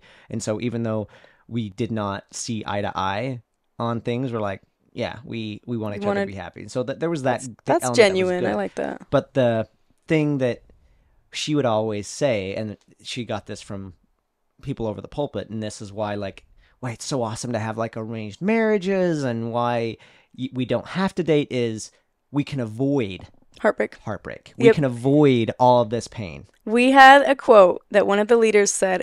It was, we don't play the game of broken hearts. That's why we don't date. We just get married because we're not playing the game of broken hearts. But it's like, that's where the growth is, baby. That's what I was just going to say. Like, I remember when we were in a conversation like not too long before we separated, where I realized this. I'm like, I want to though. Like if I have one life, and you never get to experience that, I want to know what the fuck I'm made of. Yeah. What is this? What is this? Like, what can I do? And the only way you can know is if you put yourself in places to see how you'll be. Right. And I wanted to know, how would I handle somebody that I love rejecting me? How would I handle even physical things? How would I handle altercations? How would I handle running 2 marathons in a day with no training? It gives you a better relationship with yourself. Yeah. And the thing is I value growth. The things that you either are going to crumble or you have to progress from it. Yep. You know, it's also a knocking on wood situation, because having felt what I have felt in just different relationships and stuff like that outside of it, and some of the loneliness I've felt in building my own life. It's scary. Starting over and everything. It's a lot more than I would have bargained for. Like, if I would have known it was as hard as it has been, there are pieces of me it's like, frick, I don't know if that version of myself would have done it. But it's getting to the place now as time goes on where it's like, I now am seeing the perspective that you have, because I think you got that part before I did, and that is, no, some of this hard stuff is good. It's good for you. Yeah, it's so good for you. That's a new revelation. And like, even though I wanted to feel heartbreak and it was more of a curiosity, I was really upset for a long time about all the growth that I had to do. It's kind of fucking with me now, because it's kind of like how the order's like, you have to suffer to be able to get into the kingdom of God, and we're over here like, heartbreak is good, suffering is good. But this is a different version of it. Because my dad believes, like, he does this analogy of, like, no matter how old my kid is, I'm going to keep my kid so far away from the cliff. The cliff is, like, you know, damnation. So, like, he's going to be a hover parent forever, making sure they don't make... But then the kid, is that really... you're going to get your ticket to heaven when you didn't have the opportunity to even sin anyways? So, you know what I mean? Yeah, that's actually... Again, that's a manipulation tactic as well, the whole suffering thing, because what you're talking about was also used in the work where women, let's say, are fucking miserable sharing their husband. Yeah. And so then they're like, just suffer through this and it'll be better on the next life. And that's the thing, is like, suffer now because the next life is bliss. Right. What I'm saying is, no, go through it now. Like, literally... I've created art out of a depression. Like there are some things that you can. There's beauty in it. And knowing what your limits are too. Have you ever had this thought when you're out? You're like, if I go through one more heartbreak, I don't know, I'm gonna jump off a fucking bridge, because there's so much happening. That's why I wanted to have the conversation, and I'm sure we're gonna have more at some point. But it's not just sunshine and rainbows, right? Because now we're like. Because it's without good, there's no evil. Without evil, there's no good. Without happy, there's no sad. So you have to have the emotions of it. If you're always just stagnant, that's such a mundane life. Yeah. I wanted an interesting life over a safe, secure one. But you definitely do have one. Playing basketball with Adam Sandler. That's so interesting. But one of the other things, too, is we also shifted full paradigms where in our previous lives, everything was already laid out. Before you were born, there was some plan of the way you were supposed to live. You came here to get a body, like the whole Mormon story. And you knew you were supposed to be in the work, and you had a greater existence. And you're going to keep on progressing, and so ultimately someday you can, you know, be a god wife to a god or whatever. So we had that. But then, stepping into the world that we're in now, we're having to find those things for ourselves, like our own, like, life purposes and passions and missions. And so that's another layer to this, and that is going from certainty, because that's the one thing that our cults did give, and it was comfortable, certainty. And so that certainty feels safe and comfortable to say, this is why we're here, this is where we're going, I have a purpose. But then when that was given to you, that you didn't get to choose. To then stepping into this life, unknown. Like, you don't know what the fuck's happening tomorrow. Exactly. Yep. And so, to me, though, the reason I left, well, there's so many, but I had this thought of I was more afraid of knowing what my outcome was, because I knew what it was going to be, right? Having sex with my cousin and having babies with him, and then I have to teach my kids that, and then we die. Or I leave and I have no idea what's happening out here. And that was scary, but Staying was more scary. Dude, we relate on that. I knew what life looked like in the work because it was the same pattern that I've seen a lot of men go through. I could see in my 20s where people were in their 30s, their 40s, their 50s, their 70s. Like, that's gonna be I saw me. my dad, my grandfather. Yeah, totally. And there was a lot of unknown in this big, bad world. But I was like, but if I got one life, I want that unknown. I want that adventure. Were you afraid that there wasn't an afterlife? Did you ever have that thought? I actually didn't have it Not till until I left. after. Yeah. Yeah. Yep. Not until after. That- In fact, how was that for you?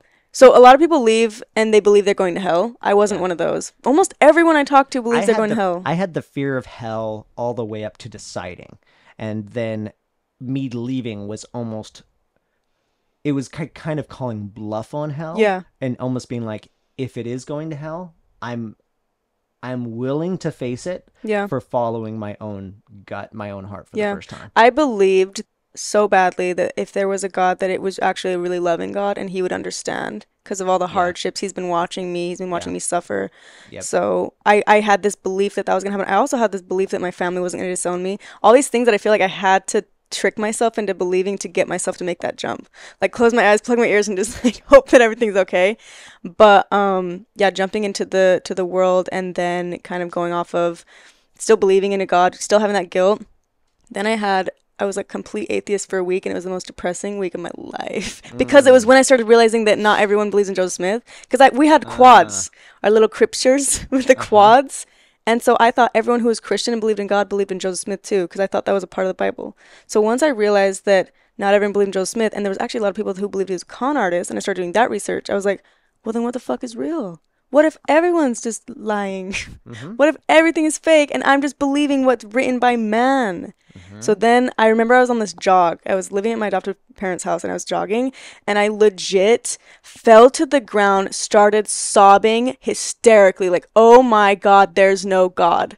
There's no afterlife. This is it. I wasted most of my life in that fucked up place, and here I am with no purpose. There's no point. Like, why not just die right now? There's no point. And then I lived like that for a week. It was very depressing, especially because you come from this knowing to like not knowing. But that's a part of deconstructing, I think. I didn't realize at the time it was me deconstructing my beliefs. But I think you have to go through that to find yourself, right? You have to go through both ends. So then I started rebuilding it and being like, well, actually, I remember having these experiences, and not that I know that there's a God, but I do believe in energy, and I believe we are energy. And Einstein said energy is not created nor destroyed, it's only transferred. So then I came into this more healthy relationship, but I still get a little bit of paranoia. Do you ever get the paranoia of like, oh, there's nothing after this life, that's so scary? And then it turns into, oh, there's nothing after this life, this is so great. Exactly. That's where I was going to go. Weird. So I had something similar. I think we might have a little bit of nuance where we are now, but mine was, I was so depressed. I got so depressed because I was going to get to be a god, man. Like, you know, I lost that. Yeah. I was going to have my own universe, my own solar system. Mormons talk about like having your own planet. Like, we're taught like we got to have our own fucking earth and everything, because we God in Mormonism, we were taught, was once a man, and he just kept on progressing till eventually became a god. That's why we're here. We were a soul baby in the previous life, and we needed to evolve as our soul baby, and so getting a body is part of that evolution. Keep on choosing truth, choosing what's good, and even after this life, you keep on progressing, you're going to be a god someday. When I left, that whole story went out the window, and I was like, oh, wait a minute. You're like, I'm still a soul baby. Because then I was realizing, I thought, life is going to be shitty because there's nothing I could do that's going to be cooler in life than being a god. Yeah. That was my thought. That was your biggest flex. You were going to be a god. I was going to be a god. Like I had that over Justin Bieber, over Logan Paul, over Miley Cyrus. Yeah, like all these guys that are like super popular and loved, and they're going to die and be gone. If I keep on progressing, I'm going to be a god. And so when I realized that that's probably just a story and I don't get to have it, I was depressed for a long time. And then I was depressed with the whole afterlife thing. You just lost your whole kingdom. Yeah. I had a friend pretty recently when I was sharing the story, and I was like, I wasn't going to be a god. And he like stopped me like, Calvin, You are a god. Aw, you're like, hell yeah. I was like, dude, thanks, man. I needed that in this moment. But anyway, going back to the story, I was depressed for a long time when I felt that this is what I at least knew, that we're not sure. Like, we don't know if there's something after this. And so I was like, this is sad. But then I realized, if this is it, if this life is it, that's the thing. I think what we can all agree on, anybody listening to this, no matter what you believe, if you're agnostic, if you're atheist, if you are Mormon and you're listening, which is great. First of all, if you're Mormon and you're listening to this, I have a lot of respect for you. Yep. Being this deep into this conversation. Sometimes it can make people very uncomfortable, but if you're comfortable with the uncomfortable, you'll learn a lot about yourself. Yeah. So no matter what you believe, I think what we can all agree on is that right now, like, this is the thing we know are for alive. sure. We're here, right? And when I realized that, what if this is it? It switched somewhere where it just felt like, this is kind of bananas. Mm-hmm. Like, life is wild, so much more than the stories of God. And we're literally on a fucking float. Like, we're hurling through space right now in an expanding universe. And we were once hairless, knuckle-dragging apes that jumped multiple food chains to the top of it. We've done ridiculous things, like you just did this the other day. Like, you got on a fucking airplane to get here. Like, once upon a time, like, the freaking mammals we are looked up into the sky once and was like, we want to do that. And we stole another species, a bird's technology, and we do it better than them. There's so many things that are crazy about life that we all, because of stories or whatever, we start to take it for granted. And so that is what started to shift, is I started to look around and actually just look at things that are right under my fucking nose that are so crazy if you really think about it. Yeah. And it also makes, instead of me being sad that this might be it, I mean, if it isn't, great, I'll keep on going. I also think the idea of eternity sounds like fucking hell. Like, that's a whole other conversation. I think there's. I know you brought that up in our episode together, and I was like, eternity sounds like hell. I think it, like, eventually, yeah, because, like, you get bored. But yeah, what? But you're all in my mind. You're always progressing. Okay, but then what do you do after you've progressed for 500,000 million years? But you've progressed for however long you've been progressing, and there's still you get so excited about the next progression, right? Okay, so fine. Somewhere along the way, I'm going to get bored. But that's a different conversation. My only point is, it makes the moments cooler to me. This conversation that we've had here is unique. We'll never have one like it again. The moments that we had with conversation last night, or improv, or me again. Those are once in a lifetime things. To me, what it's done is, like, I think my life felt linear before, and now it feels like moments can have fucking depth that can be infinite. And you can almost feel eternity, if you would like to use that language. You can feel eternity in a moment. Like, if you're, like, so locked into it. Like, I don't know how to describe this, but it just feels like this moment is more than just a passing through time. Not saying this, but there's just moments in life now, to me, that don't just feel like I'm just passing through time, that actually feel so there. It just feels so rich, so present, and so present that it's like, fuck, this is special. Yeah. And my friends and family and loved ones and family members that die and pass on, before, I think there's certainly comfort in, like, I might see them again. Yeah. But feeling like I may not makes you cherish it almost more. Makes me want to cherish them more. It makes me want to cherish the moments of my aging parents now, that, like, this is going away. Yeah. And realizing that makes it better to me. Yeah, it's like, more special. It's more real. It makes it more special, instead of just like, this is just another random Tuesday and I'm going to see my dad. We'll see all y'all's in heaven tomorrow. Yeah. Yeah, this is just a blip in the whole scheme of things. And so my life is almost meaningless because it's so small in the whole thing. It's like, actually, no, life is pretty fucking significant. Yeah. We don't, like, there's all these questions that we don't know the answers to.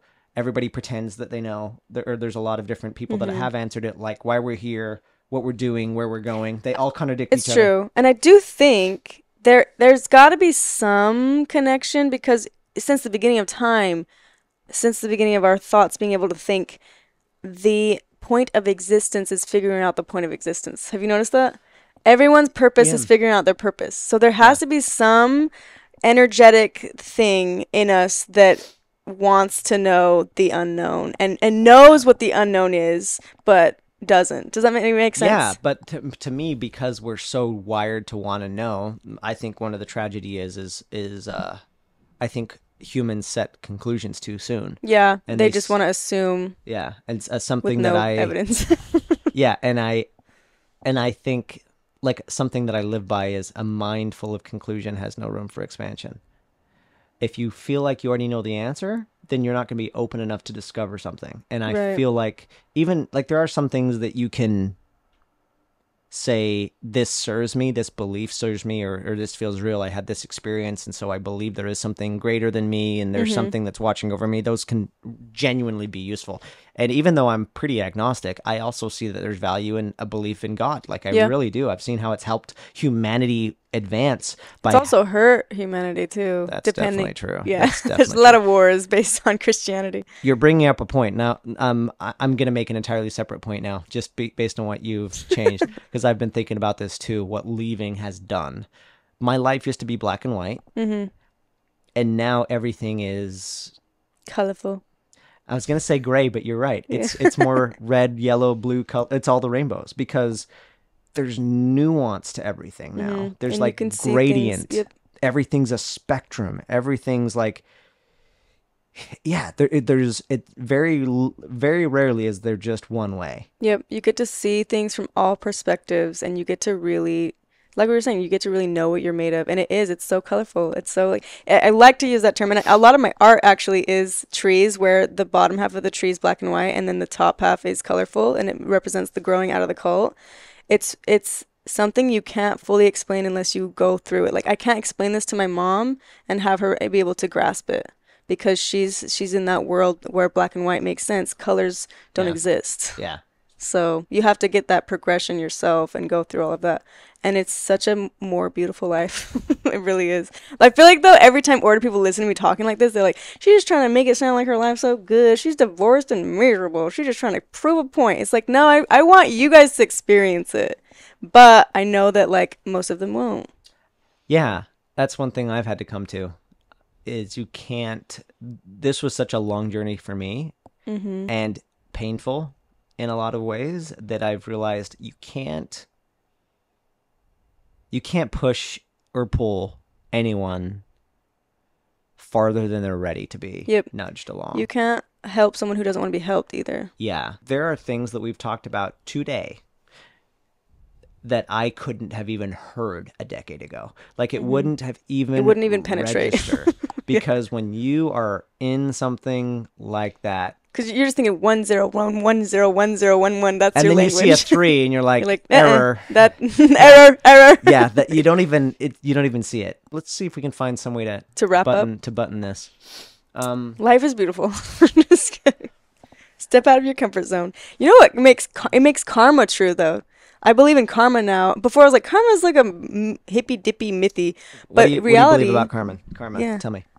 I treat you. It's a projection of me.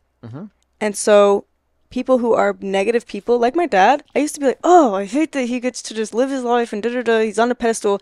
He is the most insecure narcissist ever.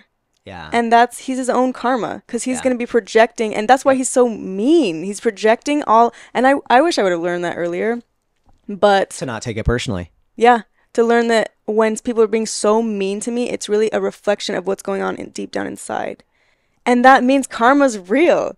That is the karma. If you're the bad person, that affects your whole life, even if you don't think it does. And the worst part is when you don't think it does, because then you're like not knowing that you're fucking your own life up. Yeah. But it goes into the whole, like, you can't help someone who doesn't want to be helped. Yeah. They don't realize it. If they don't see it, if that 3 is coming in, they don't know how to register it. They're just one track mind, 10110. Yeah. Matrix. You said life is beautiful. I'm going to say life is a lot. That's what I'm going to end this episode with. Life is a lot. Life is ugly. It is. But this is the strange thing, because especially going through COVID and feeling so fucking isolated because I had just left the religion and didn't have, like, the divorce was going on. It got so freaking lonely. And there was a time outside of it that I'm like, I'm so glad I have felt this, because literally it has made me a more, I don't know, somebody that I like to be with more. Like, yeah, I like yourself more. Yeah, like I like knowing that I know what this feels like, and I can empathize and understand people that have also been in dark places and stuff like that. So life is a lot, and I think it's so much bigger than any of us can ever realize. And we're like out of it. We're out of the cult and stuff like that. We're right now in fucking Manhattan. But if anything of this experience has taught me anything, I still don't know shit. Yeah. There's still so many things that I don't know, and that's that excites me. Yeah. Everyone should live like that. This is a psychology thing, right? It's the less you know, the more you think you know. The more you know, the less you think you know. Yeah, that connects to like the Dunning-Kruger effect. Yeah. Yeah, you're the people that are unskilled or unknowledgeable actually overestimate their abilities. Yeah, and they think they know everything. So if you're someone who thinks you know which this is coming from someone who did think I knew everything. Yeah. You're holding yourself back. Yeah. You're getting in your own way of learning and being open-minded to new information. Yeah. Don't live like that. Yeah, that's a constant. I'm constantly being like, where am I fucking myself over with thinking that I know something that I just don't, or something's under my nose that I'm missing. So yeah, life's a lot. Amanda, this has been freaking fun. Yeah, thanks for coming to New York City. This has been awesome. We're gonna have to do this more than once, more than twice. I think you're gonna be somewhat of a regular. Avid New York City. Maybe I'll meet Adam Sandler.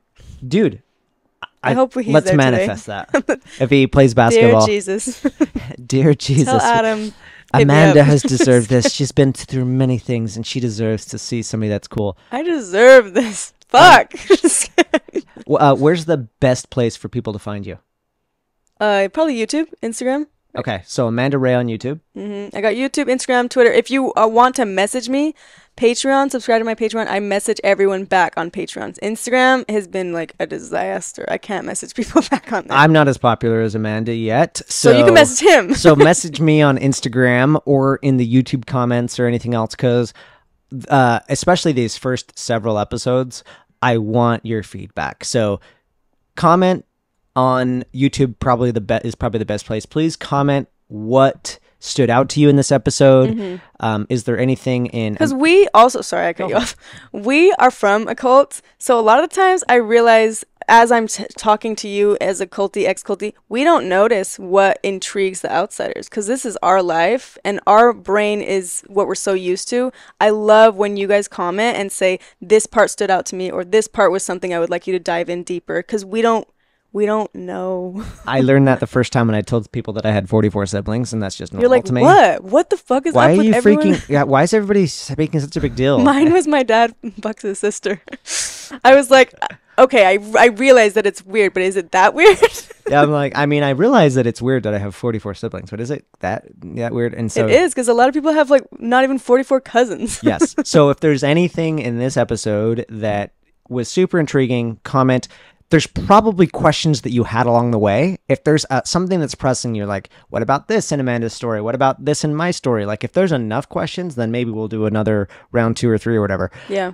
So, yeah, thank you so much for listening. You can also, if you want to be notified when future episodes drop, go to culturedpod.com. If you go to culturedpod.com, you can put in your information, and I will email you or text you whatever you put in each time a brand new episode drops. So thank you so much for listening. Goodbye from Thank you for being New York here. City. Question everything. Bye. Question everything.